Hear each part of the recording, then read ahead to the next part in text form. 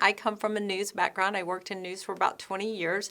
And what I like about that is that I'm used to going live, both being in front of the camera and behind the camera. I know how powerful live can be, and I actually do believe that every brand will have their own online television show, and it's so great because you can now interact with your audience. You couldn't do that when I was in news years ago, but like I said, my background is in television news, and we saw the power of live streaming and how much or not live streaming, of just going live. In fact, in the 80s, everybody went live just for the sake of it because people actually watched so much longer. And that's the reason why live is so powerful today on platforms like Facebook.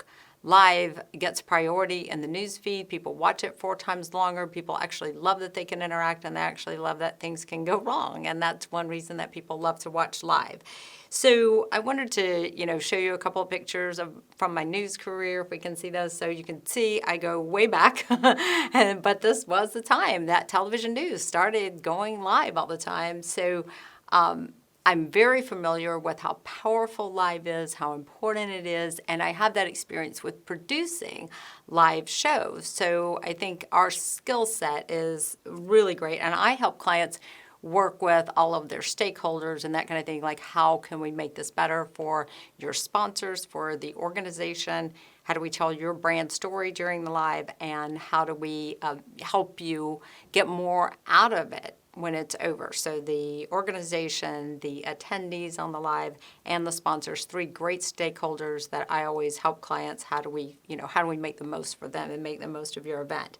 And then so what we do now is we'll go out on different lives, both remote and here in the studio, just like we're doing today. So among our clients, we did a panel discussion for Harvard University.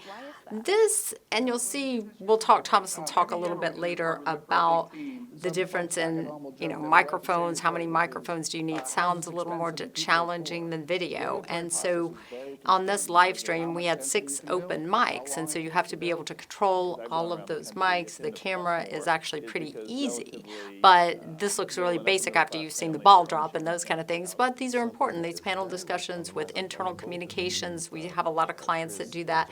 So this is where we take all the equipment out to you, and I call it television in a box. And then we also do in studio, just like we're doing today, but there are various clients that we'll take in studio. This is an example, a real estate client of ours. In fact, she used to work in television news as well, so she knows how to produce her shows.